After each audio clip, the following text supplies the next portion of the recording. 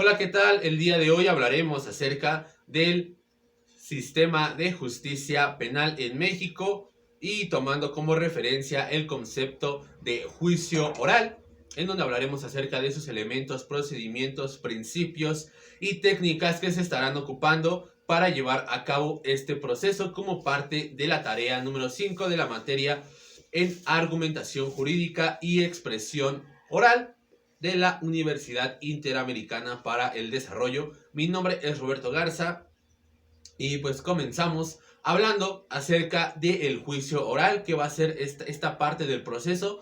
Se puede decir que es la recta final en donde las partes van a tener la oportunidad, como su nombre lo dice, a través de una estrategia oral o tomando como principio el lenguaje oral, para poder convencer al órgano jurisdiccional de que su hipótesis, su teoría es la correcta y es hacia donde el juez se debe de ir o se debe de convencer hacia dicha teoría, ya sea por parte del acusado, que esta cuestión la defiende el abogado, o por la parte de el que acusa, que en este caso es llevado por el Ministerio Público o la Fiscalía.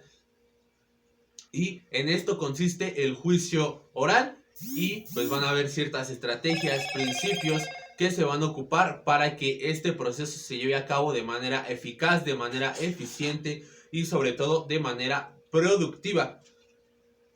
Hablando ya acerca del sistema de justicia penal en México, bueno, este procedimiento nos habla acerca de disminuir el índice de impunidad, también el índice de encarcelamiento por delitos que son menores, irrelevantes o de poca trascendencia social, y en donde pues también se busca salidas alternas como la reparación del daño o el perdón del ofendido, la suspensión del proceso, aspectos que vamos a estar hablando un poco más adelante.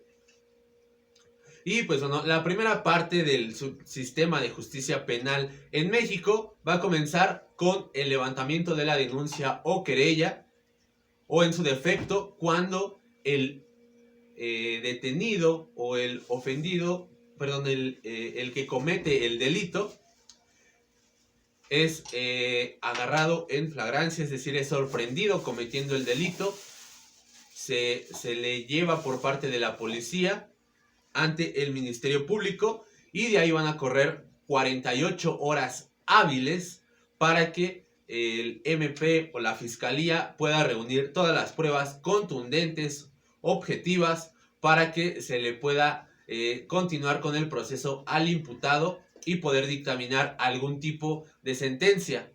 El plazo máximo, como lo decíamos, debe de ser 48 horas, como se establece en el artículo 16 de nuestra Constitución Política de los Estados Unidos Mexicanos, a excepción de que sea un caso por delincuencia organizada.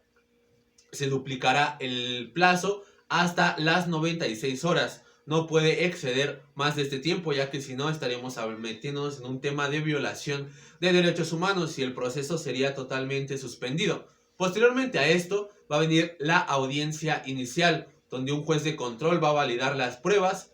Se va a determinar si el imputado continúa con el proceso de ser juzgado o si se busca una salida alterna como algún tipo de conciliación, arbitraje, o incluso si las pruebas no son válidas, pues estará finalizando el proceso en automático. Posteriormente va a venir un plazo de 2 a 6 meses, donde previamente ya el juez dictó el auto de vinculación a proceso.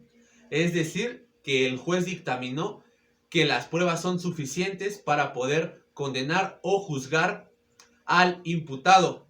El plazo, como lo decíamos, será de 2 a 6 meses. No podrá exceder este límite, ni tampoco podrá ser menos de los 2 meses establecidos como plazo mínimo. Y después vendrá la audiencia intermedia. Cabe destacar que en este plazo el MP tendrá más tiempo para poder reunir todas las pruebas, así como el abogado defensor, los argumentos y los elementos para poder convencer al juez de que el imputado es inocente o que merece una pena menor a la por la que se le está acusando. Después viene la audiencia intermedia, en donde ya aquí se define si se va el proceso a juicio oral, que es la parte final, o se buscan otros medios alternos, como los acuerdos preparatorios o la suspensión del proceso a prueba. La suspensión del proceso a prueba, como su nombre lo dice, se suspende el proceso o se hace una breve pausa de 1 año a 3 meses como plazo máximo. Y en este caso, pues bueno, se podrá aplicar una especie de reparación del daño. Ejemplo, si es un caso por violación, el imputado podrá pagar o ofrecer pagar un servicio de atención psicológica, atención médica, para poder reparar cierto daño que se le causó a la víctima. Por poner un ejemplo, hay muchos más ejemplos de la reparación del daño. Y en los acuerdos preparatorios va a ser una conciliación entre las dos partes, donde se va a definir la finalización del proceso en base a una especie, como lo decíamos, de conciliación o de homologación de los acuerdos. Un ejemplo, el perdón del ofendido, el pagar cierta indemnización.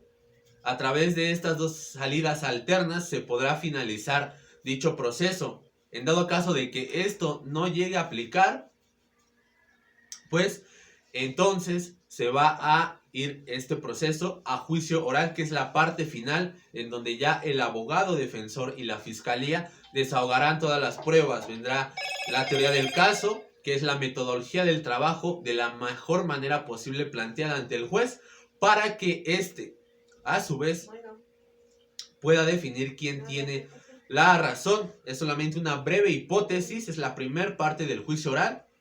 Y posteriormente vendrán los alegatos de apertura. De igual forma, el interrogatorio, donde cada una de las partes traerá al estrado a los testigos haciendo preguntas que puedan favorecer a su procedimiento o que puedan favorecer a la hipótesis que está planteando cada parte. El contrainterrogatorio, donde la contraparte hará preguntas. Ejemplo, si es un caso de violación, la fiscalía pone al estrado como uno de sus testigos participantes al hermano de la víctima. Posteriormente, el abogado defensor podrá hacer un contrainterrogatorio aplicando el principio de contradicción, en donde se podrá intentar revocar o contradecir la postura que está teniendo dicho testigo o la postura que intenta que la fiscalía o el MP pueda tener. Posteriormente vendrán los alegatos de cierre y la dictaminación de la sentencia. Esta dictaminación de la sentencia puede ser en ese mismo día o en un plazo no mayor a 24 horas hábiles, o por decir así, al siguiente día hábil en el que se llevó la última audiencia o se llevaron a cabo los alegatos de cierre. Cabe destacar los alegatos de apertura, que es un planteamiento que va a hacer cada una de las partes para convencer al juez, pero de una manera más específica, ya presentando pruebas, presentando lo que mejor pueda tener en la mesa cada parte. De igual forma, el alegato de cierre va a ser una pequeña conclusión, donde incluso el abogado puede dirigirse al público aplicando el principio de publicidad. Para poder convencer. Esta va a ser la última parte o la última oportunidad que tendrán las partes para que el juez se pueda declinar por alguna de las dos hipótesis o por alguno de los dos planteamientos. Mencionemos algunos principios que van a regir el juicio oral.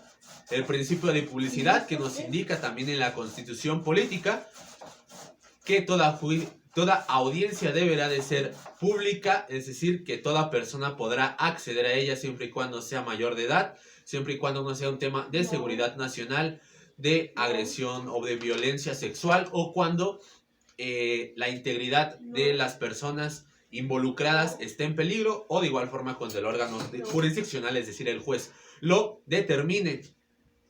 De igual manera, tenemos el principio de contradicción, en donde pues las partes podrán defenderse. También el principio de igualdad ante la ley, donde será las mismas oportunidades que tendrán las dos partes. Principio de imparcialidad, donde el juez debe de actuar con objetividad, no inclinándose hacia ninguna parte en base a sentimientos, creencias o ideologías, sino únicamente en la aplicación correcta de la ley.